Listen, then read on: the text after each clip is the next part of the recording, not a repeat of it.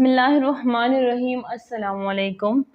وہ انڈین سردار تھا، کینیڈا میں اس کے اپنے پرائیویٹ ہسپتال تھے جہاں سے کروڑوں ڈالر کما رہا تھا، مگر اب وہ اسلام قبول کر چکا ہے اور بہترین مسلمان بن کر دنیا کو اپنے عمل سے اسلام کی دعوت دے رہا ہے۔ اس کی قبول اسلام کی کہانی بڑی دلچسپ ہے۔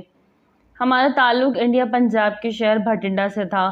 میرے والدین لوگوں کو سود پر قرض دیتے تھے اور سرجیکل آلات کی امپورٹ ایکسپورٹ کا کام بھی کرتے تھے۔ ہمارے علاقے میں جتنے بھی مسلمان تھے ان میں سے کوئی بھی سود پر قرض نہیں لیتا تھا، یہاں تک کہ میں نے خود لوگوں کو فاقے کی حالت میں دیکھا، بلکہ بھوک سے بلکتے بچوں کو بھی دیکھا، مگر وہ بچوں کی افلاس دیکھ کر بھی صبر کر جاتے، سود پر قرض نہ لیتے تھے۔ میری شدید خواہش تھی کہ کاش کوئی مسلمان بھی ہمارا مقروض ہو۔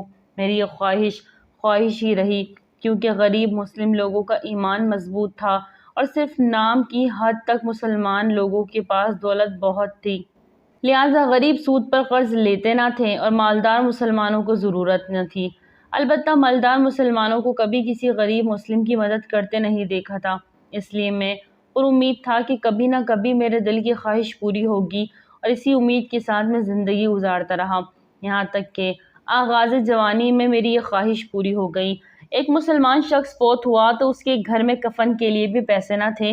تمام مسلمانوں نے مل کر کفن کے پیسے جمع کر لیے تو قبر کی جگہ لینے کی رقم نہ تھی، لہٰذا اس مرحوم مسلمان کی بیٹی چند معزز مسلمانوں کے ساتھ ہماری دہلیز پر آئی اور قرض کا مطالبہ کیا، تو ہم نے اس کو بہت زیادہ سود لگا کر رقم دے دی، جو ظاہر ہے وہ چاہ کر بھی واپس نہ کر سکتی تھی، نہ کر سکی۔ خیر، تجہیز و تکفین کے بعد قرض کی ادائیگی تو دور کی بات، گھر میں روٹی تک کے لالے پڑ گئے۔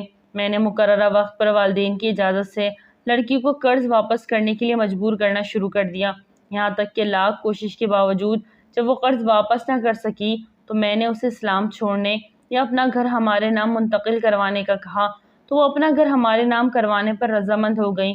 جب گھر ہمارے نام منتقل ہو گیا تو اس نے مجھ سے ہاتھ جوڑ کر کہا اس کی والدہ بوڑھی ہے، بستر مرگ پر ہے، لہٰذا والدہ کا وقت پورا ہونے تک اسے مہلت دے دوں۔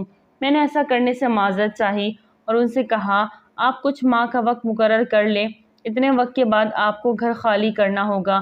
لڑکی نے والدہ صاحبہ کی حالت دیکھتے ہوئے 8 ماہ کا وقت لے لیا، میں نے بھی خوشی خوشی دے دی، مگر 8 ماہ میں وہ بوڑھی عورت لڑکی کی والدہ زندہ رہی، اور جب میں گھر خالی کروانے گیا تو اس بڑھیا نے مجھے اپنے پاس بلا لیا اور کہا کہ اگر تجھے اس گھر کے بدلے 7 گھر بلکہ 70 گھر مل جائے تو کیا تم میری بیٹی کو تنگ نہیں کرو گے؟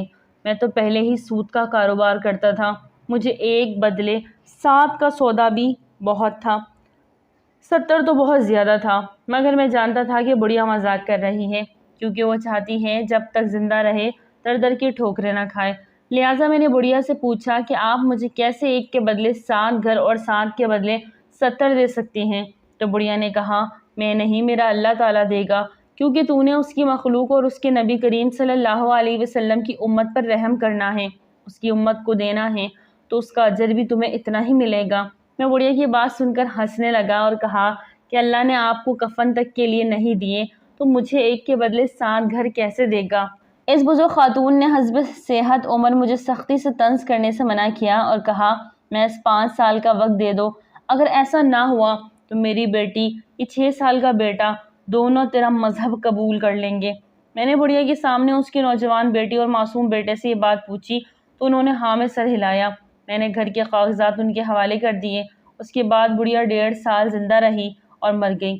مرتے وقت اس نے مجھے پاس بلایا اور کہا اللہ تعالیٰ تمہارے کاروبار میں برکت ڈالے، تمہیں ہدایت دے، ساتھ ہی اپنے گھر کو میرے نام پر منتقلی والے کاغذات مجھے واپس دیے اور کہا یہ گھر بیچ کر کاروبار کر لینا، انشاءاللہ چند سالوں میں تم پر رزق کے دروازے کھل جائیں گے۔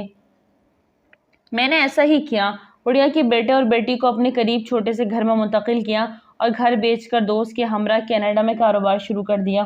میرا کاروبار وہاں بھی امپورٹ ایکسپورٹ کا ہی تھا اور وہ کاروبار اس قدر تیزی سے پھیلا کہ میں 1 سال کے بعد ہی نہ صرف بڑھیا والا گھر واپس لے کر اس کے بچوں کے حوالے کر دیا بلکہ کینیڈا میں بھی گھر خرید لیا۔ لاکھوں کروڑوں ڈالر کی میری آمدن ہو گئی تو میں کینیڈا منتقل ہو گیا۔ وہاں میری ملاقات ایک پاکستانی سید سے ہوئی جو اسلام کے داعی تھے۔ انہوں نے مجھے راہ ہدایت کی طرف بلا لیا اور میں نے اسلام قبول کر لیا۔ میرے ساتھ میری فیملی نے بھی اسلام قبول کر لیا۔ جب ہم لوگوں کو سود کے گناہ کا پتہ چلا تو ہم لوگ توبہ طائب ہو گئے۔ میں نے کینیڈا میں اپنا پرائیویٹ کلینک بنایا، اس میں انگلش ڈاکٹر رکھے۔ اس بڑھیا کی بیٹی اور بیٹے کو کینیڈا بلایا اور لڑکی سے شادی کر لی۔ لڑکے کو ڈاکٹر بنا کر اپنے ہسپتال اس کے حوالے کر دیا، جس کی اب کینیڈا کے مختلف شہروں میں شاخیں تھی۔ میں نے خود کو بزنس سے الگ کیا اور اپنی بیوی سے اسلام سیکھنے لگا۔ یوں مجھے سمجھ آ گئی کہ کیسے اللہ تعالیٰ نے مجھے 1 سے 7 گھر دیے اور کیسے اللہ نے اپنی مخلوقات پر رحم کرتا ہے۔